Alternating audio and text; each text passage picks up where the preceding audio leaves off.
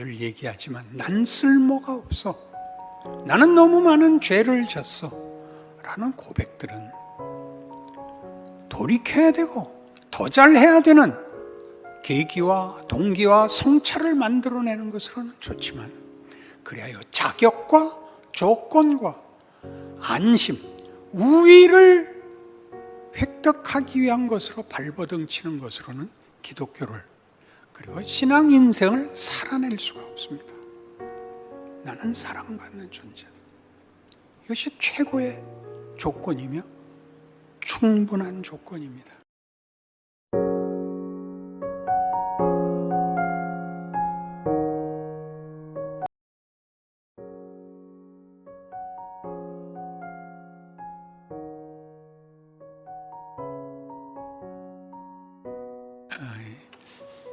이스라엘의 실패와 포로, 그리고 하나님의 귀한 회복과 구원이 함께 섞여 있는 예레미야 선지자의 예언들입니다. 오늘 31장에서는 하나님께서 이스라엘 백성을 돌이키실 것과 구원하실 것과 저들의 죄를 사하실 것을 약속하고 있습니다. 하나님께서 긍휼을 베푸시고 자비를 베푸시며 20절에 보면 창자가 들끓는다고 얘기합니다. 이스라엘을 불쌍히 여기는, 그리고 이스라엘을 사랑하는 그의 심중으로 인하여 창자가 끓는다라고 말씀하십니다. 하나님께서 죄 지은 이스라엘을 용서하시는 것은 은혜요, 긍휼이요, 자비입니다. 그러나 이 일은 우리로서 생각할 때 어차피 구원하실 거면 고난을 당하기 전에 다른 방법이 있지 않았을까? 게다가 이스라엘 역사 내내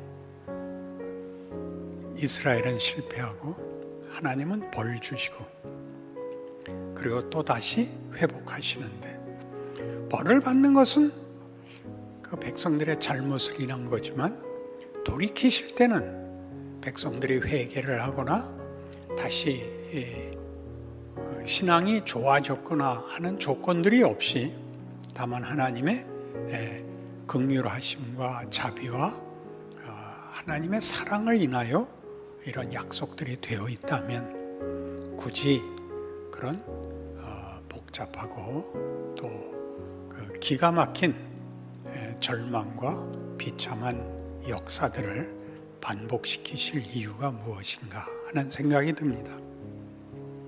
이 생각의 결정적인 이해는 하나님이 그 회복을 은혜로 하신다. 예를 들면 신약시대에 와서 구원은 은혜로 말미암고 성자 예수님의 십자가 사건으로 이루어지는 것이라면, 게다가 우리가 죄인인 것을 알지 못하고 구원의 필요도 알지 못하는 때에 그 아들을 보내어 우리를 구원하시는 일이라면, 굳이 이스라엘의 비참한 역사나 온 인류의 죄악된 역사, 또 각 개인의 인생을 허락하실 필요가 뭐가 있는가, 그런 생각이 당연히 들게 마련입니다. 그러니까 은혜를 우리는 잘못을 없었던 것으로 치는 하나님의 행위라고 말할 수 있는데, 이 은혜는 이렇게 잘못했던 것을 지워버리는, 없었던 것으로 치는, 성경식의 표현으로 얘기하면 그 죄를 등 뒤로 던지는, 동이서에서 먼 것 같이 하나님께서 이제는 외면해버리시는, 없었던 걸로 치부하는 그런 의미에서 이해하면 모순이 해결되지 않습니다. 은혜는 사랑에 근거한 하나님의 행위입니다. 없었던 것 같이 지워버리는 것이 은혜가 아니고, 하나님이 우리를 사랑하사 적극적으로 간섭하시는 하나님의 손길입니다.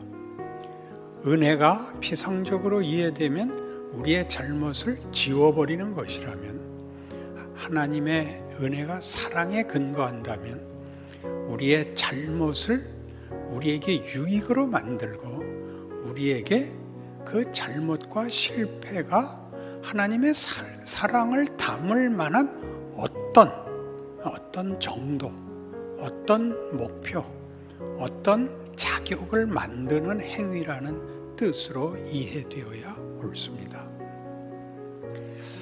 하나님의 이 갑작스러운 회복에 관한 성경의 약속들은 신약에서 예수와 십자가에서 그 절정을 이루는 하나님의 은혜의 구원은 인간 쪽에서는 그러니까 언제나 비명과 경악으로 나타납니다.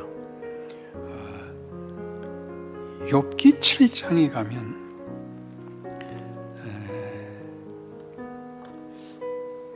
욥이 시련을 당하고 너무나 정신이 없어서 하나님 앞에 반발하는 장면이 7장 17절 이하에 나오는데 그 반발이 이렇습니다. 사람이 무엇이기에 주께서 그를 크게 만드사 그에게 마음을 두시고 아침마다 권징하시며 순간마다 단련하시나이까. 주께서 내게 눈을 돌이키지 아니하시며 내가 침을 삼킬 동안도 나를 놓지 아니하시기를 어느 때까지 하시리이까.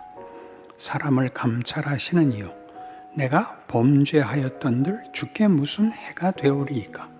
어째 나를 당신의 관역으로 삼으셔서 내게 무거운 짐이 되게 하셨나이까. 주께서 어째 내 허물을 사하여 주지 아니하시며 내 죄악을 제거하여 버리지 아니하시나이까.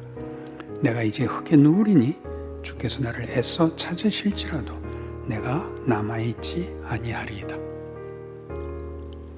하나님 못 견디겠습니다. 난 죽어버리겠습니다. 내가 없어지면 내 고통도 끝이고 주께서도 근심과 걱정을 덜으실 것입니다. 이렇게 반항합니다. 이 어디서 많이 듣던 반항 아닙니까? 자식들을 길러보면 자식들이 부모한테 하는 반항과 똑같죠. 나 집 나가버릴 거야. 나 콱 죽어버릴 거야. 그런 자식들의 반항은 뭐죠?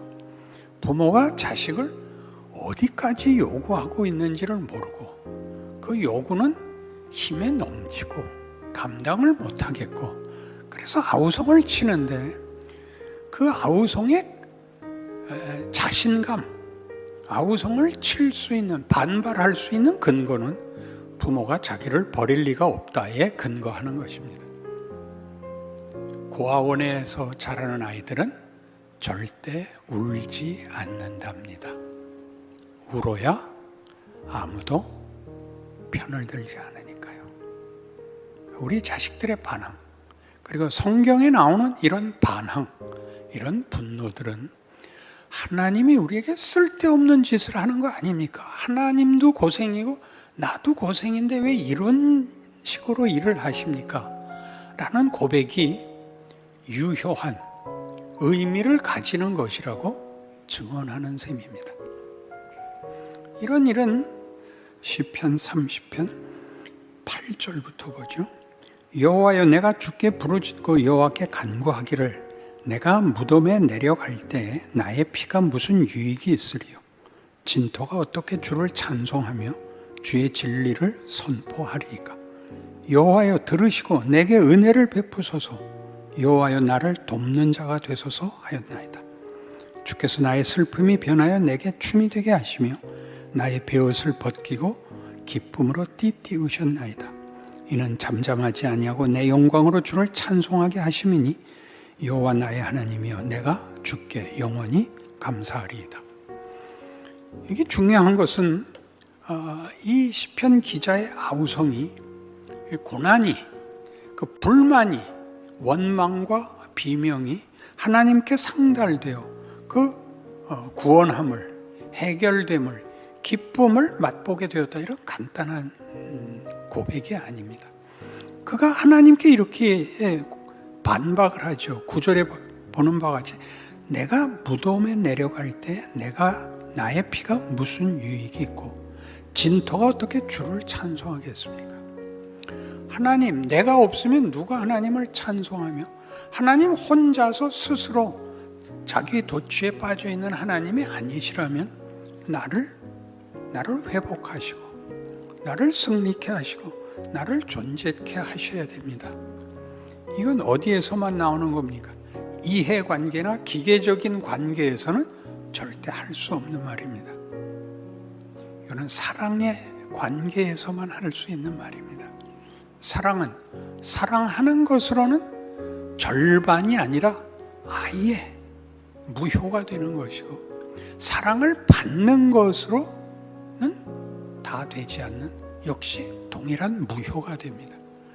사랑을 하는 자와 받는 자가 있고, 사랑을 받는 자가 사랑하는 자를 다시 사랑하고, 사랑하는 자는 받기 위하여, 받는 자는 사랑하기 위하여 사랑은 존재합니다.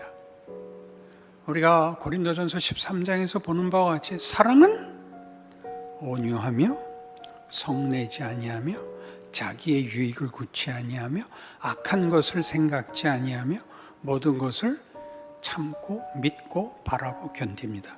왜 이런 긴 갈등과 어떤 난관들을 벗어나야 하는 그 과정을 가져야 하는 것으로 되어 있나요?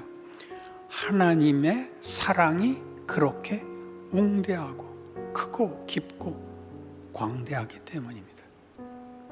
하나님이 한갓 미물 같은 우리에게 사랑을 요구하십니다.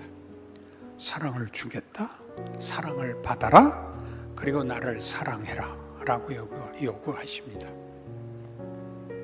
모든 존재의 관계에 있어서 가장 큰 영광은 사랑을 하는 것이요, 사랑을 받는 것이라고 얘기하는 것이 성경입니다. 우리가 타 종교에 대해서 뭐라고 비판을 할 필요가 없지만, 어느 종교도 사랑을 그 근간과 궁극적 목적으로, 또 그리고 그 과정으로서의 실존을 얘기하는 데는 없습니다. 모든 것은 다 도덕이거나 복이거나 어떤 규칙이거나 공포거나 아니면 없어지는 겁니다. 없어지는 건 얼마나 쉽습니까? 없어지면 모든 것이 끝장이죠. 그러나 사랑하는 사람이 있다면 죽을 수 없는 법이고, 사랑하는 사람이 있다면 최선을 다할 수밖에 없고, 사랑을 받는다면 쉬운 인생을 살아갈 수는 없습니다. 그것은 우리로 하여금 창자를 끓게 하며 피 흘려 땀 흘려 기쁜 마음으로 자신의 지위와 책임을 다하게 할 것입니다. 그것이 성경이 하고 싶은 얘기입니다. 시편 88편에 가면 동일한 아우성이 이번에는 이렇게 나옵니다. 시편 88편은 아주 중요한 시인데 끝에 감격적인 결론이 나오지 않는 원망과 불만과 아우성으로 그냥 끝나버리고 마는 시입니다. 시편 88편 10절부터 보겠습니다. 주께서 죽은 자에게 기이한 일을 보이시겠나이까? 유령들이 일어나 주를 찬송하리이까? 주의 인자하심을 무덤에서, 주의 성실하심을 멸망 중에서 선포할 수 있으리이까? 흑암 중에서 주의 기적과 이즘의 땅에서 주의 공의를 알 수 있으리이까? 여호와여, 오직 내가 주께 부르짖었사오니 아침에 나의 기도가 주의 앞에 이르리이다. 여호와여, 어찌하여 나의 영혼을 버리시며 어찌하여 주의 얼굴을 내게서 숨기시나이까? 내가 어릴 적부터 고난을 당하여 죽게 되었사오며 주께서 두렵게 하실 때 당황하였나이다. 주의 진노가 내게 넘치고 주의 두려움이 나를 끊었나니 이런 일이 물같이 종일 나를 애우며 함께 나를 둘러쌌나이다. 주는 내게서 사랑하는 자와 친구를 멀리 떠나게 하시며 내가 아는 자를 흑암에 두셨나이다. 이 사람의 공포는 그가 당하는 모든 어려움, 하나님의 외면에 관한 것입니다. 그 가장 큰 비극은 끝에 나오는 것 같이 주는 내게서 사랑하는 자와 친구를 멀리 떠나게 하시며 내가 아는 자를 흑암에 두셨습니다. 상대를 없게 하셨습니다. 사랑하고 사랑받을 상대가 없는 자리에 나를 밀어넣으셨습니다. 그럼 하나님은 나를 죽고 싶게 만들고 내 자리와 내 존재를 부인하게 만드는 자리까지 나를 밀어넣으시고 하나님 만족하십니까? 이런 반문이죠. 우리가 늘 하나님 앞에서 자신을 확인하는 방법은 잘잘못밖에 없습니다. 잘하면 상 받고 못하면 벌 받는다. 이런 개념은 사랑이라는 개념에는 없는 겁니다. 상대방의 필요를 채운다 하는 것 정도로도 안 됩니다. 해결사가 되고 능력을 가진 정도가 아닙니다. 사랑이란 하나님이 만드신, 하나님이 요구하시는 하나님의 존재의 가장 중심이 되는 핵심된 본질이요 성품이십니다. 그건 우리에게 얼마나 복된 것입니까? 누가 젖 먹이는 아이를 잊겠느냐? 어미가 어찌 그 아이를 잊겠느냐? 그는 잊을지라도 나는 너희를 잊지 않겠다.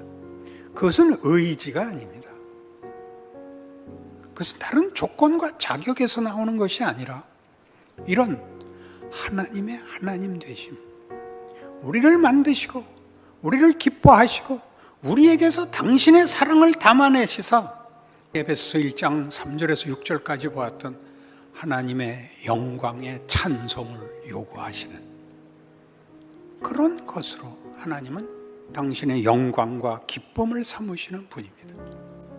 이것이 우리 인생 속에서 우리가 하나님에 대하여 우리의 현실에 대하여 절망과 의심과 두려움에 휩싸일 때 우리를 건져내는 믿음의 가장 핵심된 것이어야 됩니다. 늘 얘기하지만 난 쓸모가 없어, 나는 너무 많은 죄를 졌어 라는 고백들은 돌이켜야 되고 더 잘해야 되는 계기와 동기와 성찰을 만들어내는 것으로는 좋지만 그리하여 자격과 조건과 안심, 우위를 획득하기 위한 것으로 발버둥치는 것으로는 기독교를 그리고 신앙 인생을 살아낼 수가 없습니다. 나는 사랑받는 존재다. 이것이 최고의 조건이며 충분한 조건입니다. 하나님은 이스라엘의 회복을 약속하십니다. 저들이 지은 죄 때문에 이 바벨론에 포로되어 왔습니다. 그리고 아무 조건 없이 하나님 마음대로 구원을, 회복을, 산들이 손뼉을 치며 숲들이 노래하는 영광된 귀환을 약속하십니다. 그것이 사랑이지요. 우리라는 존재를 다른 무엇에 의하여 의심하고 불평하고 낙심하는 것이 우리가 아직도 하나님의 사랑에 대하여 우리로 하나님을 사랑하게 만드시려는 하나님의 일하심에 대하여 우리를 늘 시험하는, 넘어뜨리는, 하나님께서 아직 일하셔야 되는 현실이라는 것을 자각한다면 우리의 인생의 어느 순간도 우리의 기쁨과 소망을 뺏을 수 있는 것은 없다. 이렇게 증언하는 것이 예레미야 선지자의 그 절망과 비운의 자리에서 일해야 했던 예레미야를 통하여 주시는 하나님의 은혜로운 선포, 약속, 우리의 지위, 운명이라는 사실로 힘없는 여러분들의 신자된 정체성과 운명과 현실이 되시기를 바랍니다. 기도하십시다.